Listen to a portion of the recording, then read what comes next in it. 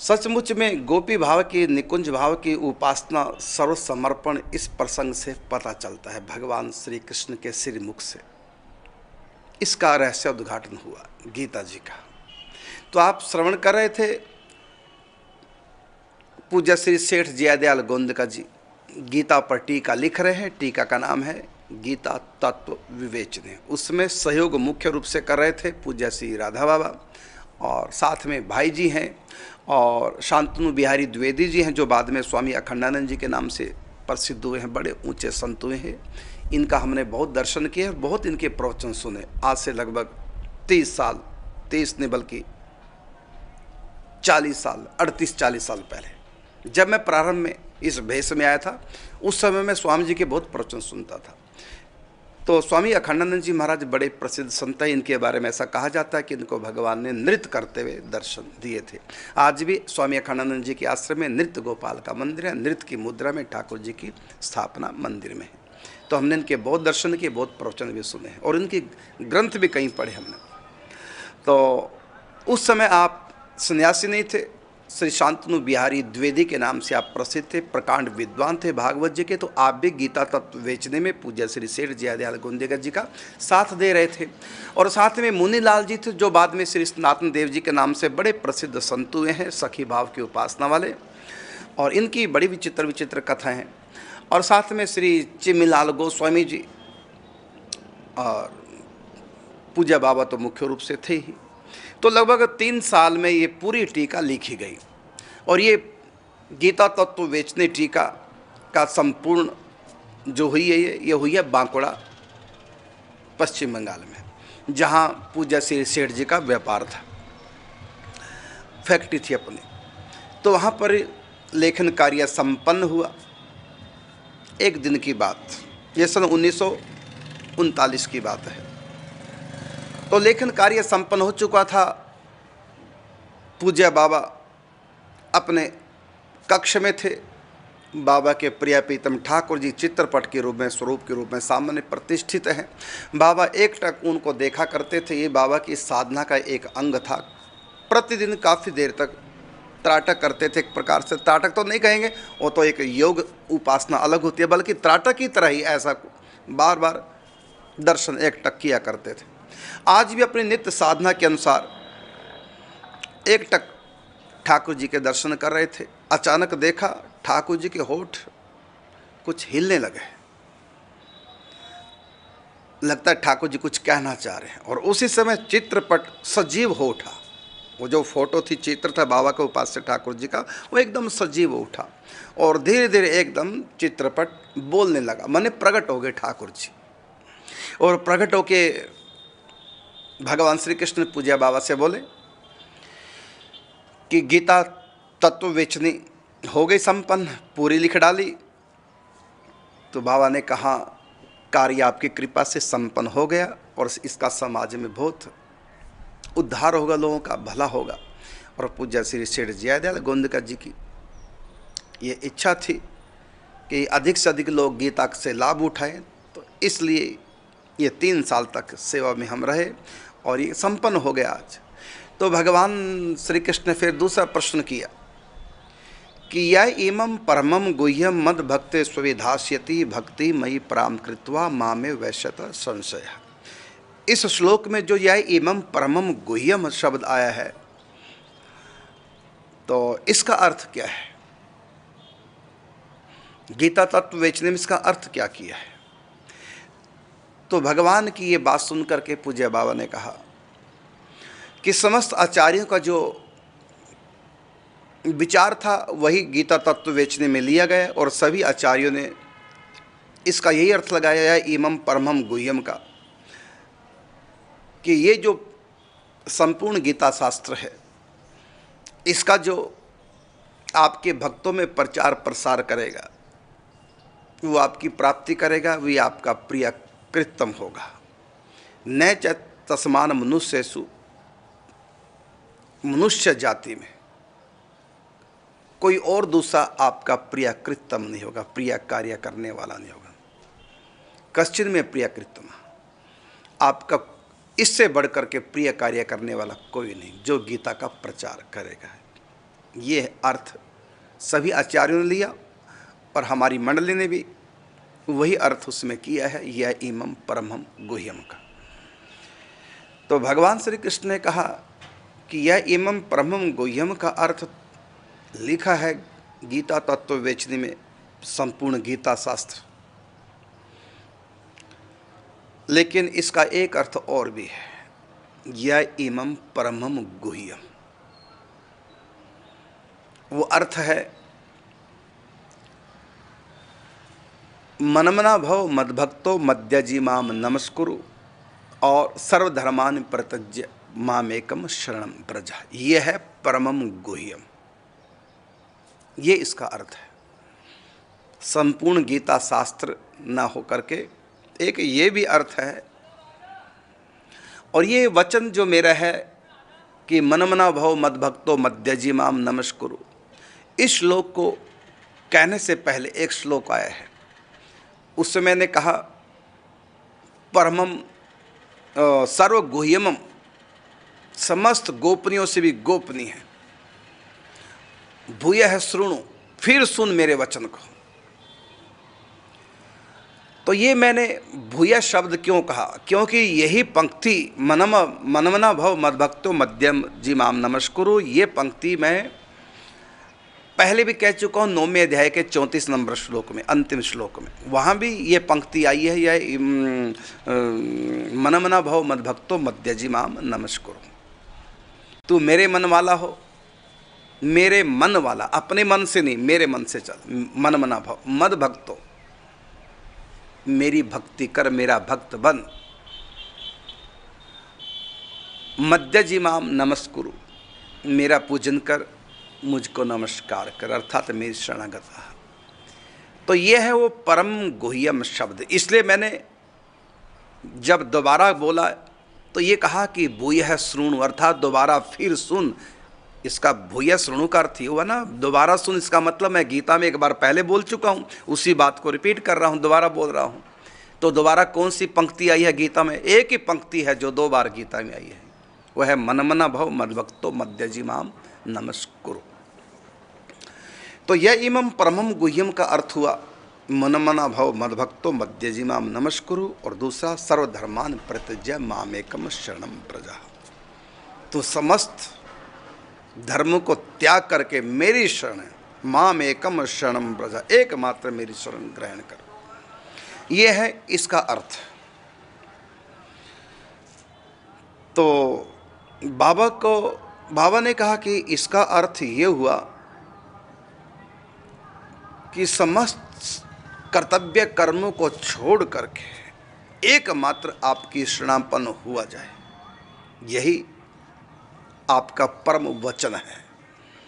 पूर्ण शरणागति, complete surrender, सबसे मन हटाकर, व्यक्ति से, वस्तु से, परिस्थिति से, सबसे मन हटा करके एकमात्र आपका आश्रय ग्रहण किया जाए। यही है आपका परम वचन, सर्वगुह्यतम उपदेश। भगवान ने कहा बिल्कुल तुम ठीक समझे। तो काफी 3 साल तक हम गीता का अर्थ करते रहे, तो आपने बात पहले क्यों नहीं बताई? भगवान ने कहा इसलिए नहीं पहले बताई कि तुम्हारे माध्यम से ये गीता तत्व विवेचनी लिखी जानी थी। तुम ना होते तो इस प्रकार से नहीं लिखी जा सकती थी, इसलिए मैंने अर्थ अब तुमको बताया है। एक बार तो उपलब्ध दिया कि आपने अब बताया, पहले क्यों नहीं बताया? 3 साल तक हम रहे ऐसे। भगवान ने कहा नहीं, इसलिए नहीं बताया कि तुमसे गीता लिखवानी थी, अर्थ लिखवाने थे। जो अर्थ किए तुम लोगों ने सब सही है,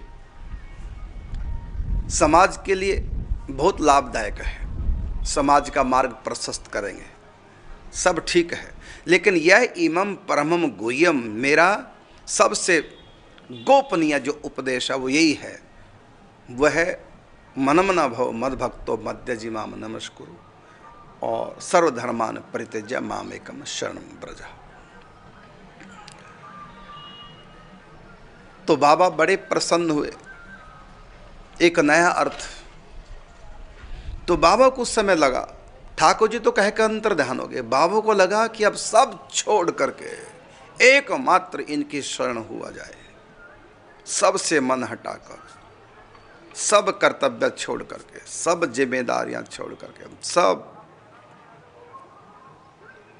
से अलग हो करके एकमात्र इनका हुआ जाए। और उस समय एक संकल्प ले लिया कि अब तो मैं क्षेत्र संन्यास लूंगा। ठाकुर जी तो कह के अंतर्धान हो गए। बाबा ने उस समय विचार किया, अब मैं क्षेत्र संन्यास लूंगा, अखंड वृंदावन का वास करूंगा।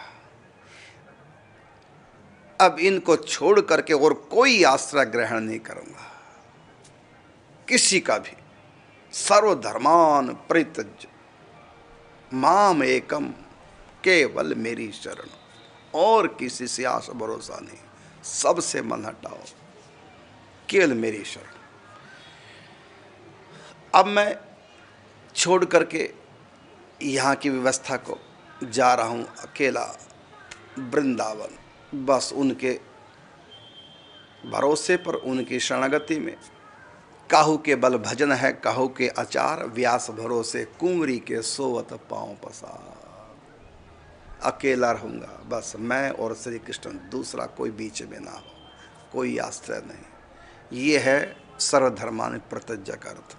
और संकल्प कर लिया, केवल श्री कृष्ण के सिवा कोई मेरे जीवन में नहीं होगा, न किसी का आश्रय होगा, न किसी से कोई संबंध होगा, न कहीं भी कोई आसक्ति मेरापन होगा, सबसे मन हटाकर केवल श्री कृष्ण। यही गीता का अर्थ श्री कृष्ण ने किया है।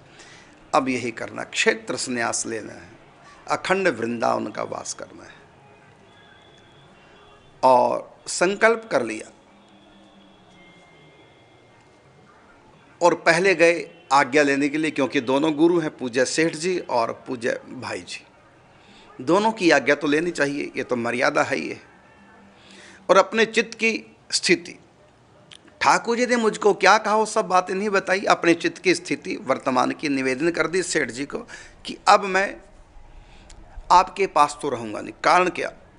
क्योंकि आपके पास रहने के लिए दो बातें थी, या तो आप मुझसे सेवा लें, अपनी शारीरिक सेवा, वो आप लेते नहीं, और दूसरा आप मुझसे गीता का प्रचार कराना चाहते हैं, सत्संग प्रवचन डेली कराना चाहते हैं, वो मेरी इच्छा नहीं रही है। तो गीता प्रचार मुझको नहीं करना और मेरी सेवा आपको नहीं लेना, तो फिर मेरा आपके पास रहने का अर्थ क्या हुआ? इसलिए मैं अब वृंदावन जा रहा हूँ, आपके पास रहने का मेरे सब द्वार बंद हैं, क्योंकि सेवा मुझसे नहीं आप लेंगे और प्रचार मुझको नहीं करना। ये दो ही सेतु थे आपके पास रहने के, दोनों ही समाप्त। अब मैं वृंदावन जा रहा हूँ। सेठ जी ने कहा, एक बार स्वामी जी और सोच लो, आपके प्रवचन से समाज का बहुत कल्याण होगा, बहुत बड़ी सेवा है, निष्काम कर्मयोग, भगवान की प्रसन्नता के लिए। और गीता का जो प्रचार करते हैं, भगवान उन पर बहुत प्रसन्न होते हैं। मैंने जो भी कुछ पाया है गीता का प्रचार करके पाया है, इसलिए मैं तो यही चाहूँगा कि आप 22 घंटा अपना भजन चिंतन कीजिए, 2 घंटा प्रवचन के लिए गीता के निकालिए। तो कहा, नहीं, मेरी अब कोई रुचि नहीं है प्रवचन करने की तरफ, अब तो मैं एकांत में वृंदावन वास करना चाहता हूँ। सेठ जी ने बहुत मनाया, जब नहीं माने अंत में सेठ जी ने कहा, ठीक है, जो प्रभु इच्छा। यद्यपि हम आपको भेजना नहीं चाहते, लेकिन आपका आग्रह देख करके फिर आप वृंदावन का वास करना चाहते हैं, हम आपकी एकांतिक साधना में विघ्न क्यों करें? ठीक है, आप जाइए वृंदावन। उसके बाद भाई जी के पास आए। भाई जी के पास आकर के बोले कि अब मैं अखंड वृंदावन वास करना चाहता हूँ। ठाकुर जी वाली बात नहीं बताई भाई जी, कहा कि अब मैं अखंड वृंदावन वास करना चाहता हूँ, मुझको आज्ञा दीजिए। जैसे तैसे सेठ जी की आज्ञा तो हमको प्राप्त हो गई, अब आपकी बात रह गई है, आप भी हमको आज्ञा कीजिए। अब हम सब कुछ छोड़ करके और एकांत क्षेत्र संन्यास लेना चाहते हैं, वृंदावन का अखंड वास करना चाहते हैं। तो भाई जी ने कहा कि आप यहीं रहते हैं, यहाँ भजन साधना में कोई आपकी विघ्न बाधा नहीं है, आप वृंदावन जा रहे हैं, तो भाई जी स्पष्ट रूप से तो कह नहीं सकते कि मेरे भीतर ही वृंदावन है, मेरे भीतर ही राधा कृष्ण है, जिनके लिए तुम जा रहे हो तो मेरे पास ही है। तो सब कहते नहीं, क्योंकि भाई जी अपने आप को छिपा के रखते थे। भाई जी ने प्रेम आग्रह किया और प्रेम से बोले, स्वामी जी हम जाने देंगे तभी तो जाओगे ना, हम आपको जान ही देंगे, यहीं रहिए हमारे पास। तो उसका अर्थ बाबा ने लगाया कि इसलिए कह रहे हैं कि जाने नहीं देंगे, अर्थात टिकट कटा के नहीं देंगे, क्योंकि बाबा पैसे को छूते नहीं थे, पैसे रखते नहीं थे, तो टिकट नहीं कटाएंगे, बस यही कह रहे होंगे। तो ये अर्थ लगाया भाई जी के कहने का। तो बाबा ने कहा भाई जी से, ठीक है आप टिकट नहीं कटा के देंगे, कोई बात नहीं, मैं यहाँ से पैदल आसनसोल चला जाऊँगा, वहाँ से रेलवे लाइन पैदल चल करके हाथरस तक पहुँच जाऊँगा, हाथरस से मथुरा, मथुरा से वृंदावन। पैदल चलने के लिए मेरे पास पाँव भगवान ने दे रखे हैं, शक्ति दे रखी है, रास्ता पूछने के लिए भगवान ने मेरे मुख में वाणी दे रखी है। कोई बात नहीं, आप टिकट मत कटाओ, लेकिन आप रोक नहीं सकते, अब मैं जाऊँगा। ठीक है, जैसी तुम्हारी इच्छा। और आज्ञा लेकर के वहाँ से चल दिए अपने कमरे में। बैठे हैं कि अब आसनसोल होते हुए हाथरस और फिर वृंदावन जाना है। और चित्रपट की तरफ फिर एक टक दर्शन करने लगे ठाकुर जी के। फिर ठाकुर जी मूर्त रूप हो गए, प्रकट हो गए ठाकुर जी। और भगवान ने प्रकट होकर कहा, कहो कर ली तैयारी? हाँ तैयारी कर ली। तो ठाकुर जी ने कहा कि भाई जी के बारे में अब तक मैंने जो जो बातें कही, उन सब बातों को विचार करके मैं आप जरा मेरे प्रश्न का उत्तर देंगे कि भाई जी के संबंध में आपकी क्या मान्यता है। तो बाबा ने कहा कि पूज्य भाई जी के संबंध में मेरी मान्यता है कि ये रस सिद्ध संत है, आप पूर्ण रूपेण उनके बस में हैं।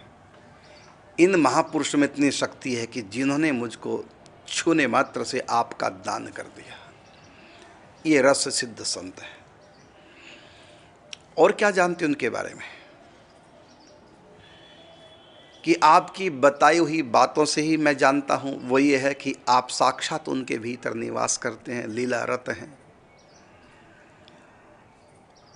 भाई जी का अंतःकरण आपका निवास स्थान बन चुका है, आप हमेशा भाई जी के अंतःकरण में निवास करते हैं। और क्या जानते हो? अब इससे बढ़कर और क्या जानते हैं कि आप उनके पूर्ण रूपेण बस में हैं, उनके प्रेम से आप हमेशा वशीभूत रहते हैं।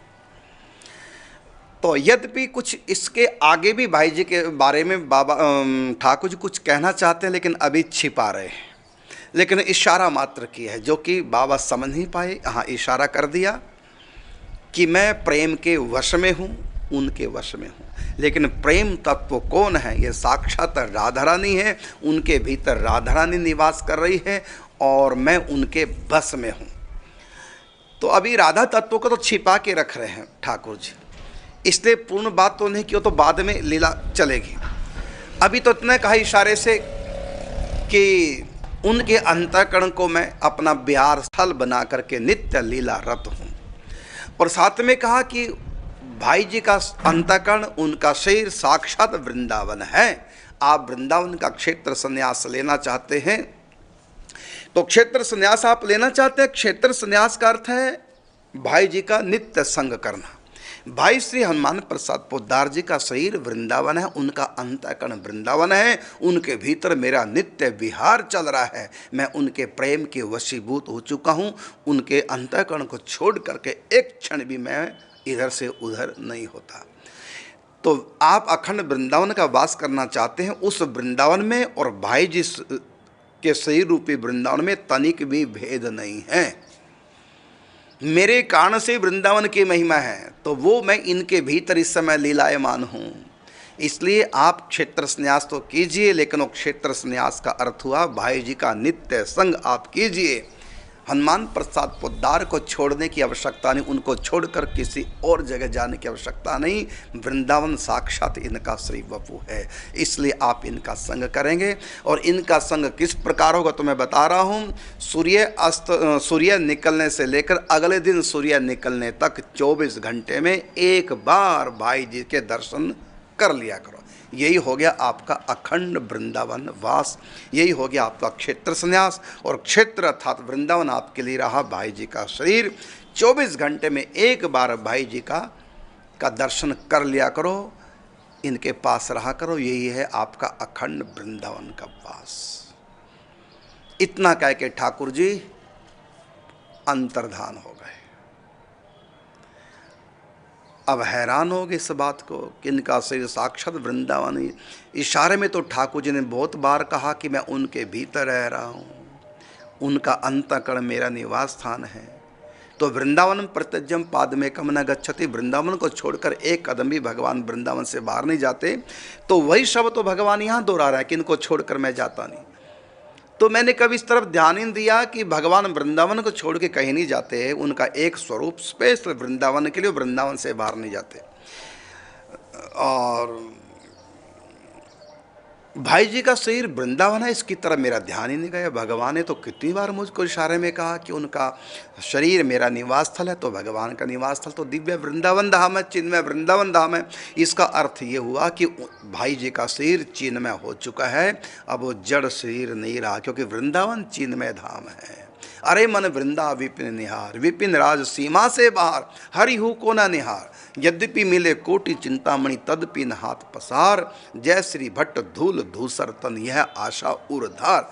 वृंदावन छोड़ करके वृंदावन बिहारी एक पल के लिए भी ब्रज से बाहर नहीं जाते, वृंदावन से बाहर नहीं जाते। जाते हैं और रूप धारण कर लेता है, लेकिन वृंदावन का जो रूप है वो वृंदावन में रहता है। वो जो निकुंज बिहारी ठाकुर जी वो वृंदावन को छोड़कर नहीं जाते, यहाँ सदा नित्य विहार है। तो ठाकुर जी ने कहा वो वृंदावन और ये भाई जी का शरीर वृंदावन, दोनों में कोई अंतर नहीं। इसका अर्थ ही हुआ कि भाई जी का शरीर चिन्मय हो चुका है, भाई जी का शरीर साक्षात वृंदावन धाम है। तो ये इशारे से तो भगवान ने बहुत बार कहा था कि उनका शरीर, उनका अंतःकरण मेरा निवास स्थल है, लेकिन इस तरफ मेरा कभी ध्यान ही नहीं गया कि मैं ये बात मान लूँ कि उनका शरीर वृंदावन है। आज ठाकुर जी को प्रत्यक्ष में खोल करके कहना पड़ा, तब मैं समझ पाया। इतना मैं पढ़ा लिखा, इतना विद्वान, लेकिन ठाकुर जी की गंभीर आशय मैं आज तक समझ नहीं पाया। और इसलिए ठाकुर जी को प्रत्यक्ष प्रकट होकर के खुल करके कहना पड़ा कि उनका शरीर वृंदावन धाम है। अब मैं संकल्प करता हूँ भाई जी के सन्मुख जा करके, और भाई जी से प्रार्थना भी करता हूँ कि अपने से दूर अब मुझको कभी नहीं करना, सदा के लिए मुझको अपने पास रख लें।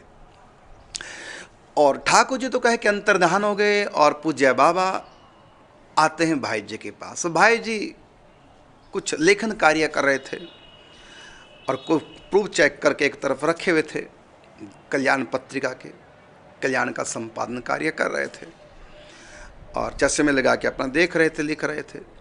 चुपचाप बाबा आए बैठे और भाई जी ने पूछा बाबा से, स्वामी जी कर ली तैयारी वृंदावन जाने की? बाबा बोले बस आपसे एक प्रार्थना है, आप अपने से दूर मुझको कभी नहीं करना। अब मैं वृंदावन नहीं जाऊंगा, सदा आपके पास रहूंगा। हंस के वे व्यंग्यात्मक वाणी से बोले भाई जी बाबा से, क्यों नहीं जाओगे वृंदावन? आपके पास चलने के लिए पाँव हैं, चलने की शक्ति आपके पास है, आपके पास तो रास्ता पूछने के लिए जुबान भी है, वाणी भी है, क्या हुआ? तो भाई जी तो पूज्य बाबा तो समझ गए कि ठाकुर जी की भाई जी की बात अब दो नहीं, सब समझते हैं। कब जैसे भी है बस आप अपने पास मुझको रखना, अब मैं आपको छोड़ करके कहीं नहीं जाऊंगा, इसके लिए बस आपकी अनुमति चाहिए। अब मैं कहीं भी नहीं जाऊंगा, आप ही मेरे वृंदावन हैं, आप ही मेरे सर्वस्व हैं। आप में और ठाकुर जी में कोई अंतर नहीं, आपके देह में वृंदावन में कोई अंतर नहीं। मेरा जो संकल्प था वृंदावन का क्षेत्र संन्यास वो हो गया, बस रूप बदल गया, बाह्य रूप बदल गया। अब भी मैं वही उसी बात में हूँ, क्षेत्र संन्यास, लेकिन ठाकुर जी कृपा से, आपकी कृपा से मेरा रूप बदल गया वृंदावन वास का। अब मेरे लिए वृंदावन है आपका ये देह, बस मुझको अपने से दूर नहीं करना। 24 घंटे में एक बार आपके दर्शन हो जाए। मौत भले ही आपके सिर से मुझको अलग कर दे, नहीं तो नहीं। हाँ, यदि आप आज्ञा दें सहर्ष, भले मैं वृंदावन चला जाऊं, आपकी अनुमति के बिना अब मैं कहीं भी नहीं जाऊंगा। आपकी अनुमति के बिना कहीं भी अब इच्छा मेरी सब समाप्त हो गई। अब मेरे लिए सर्वधर्मान परित्यज्य मामेकम शरणम व्रज, ये हो गया आप।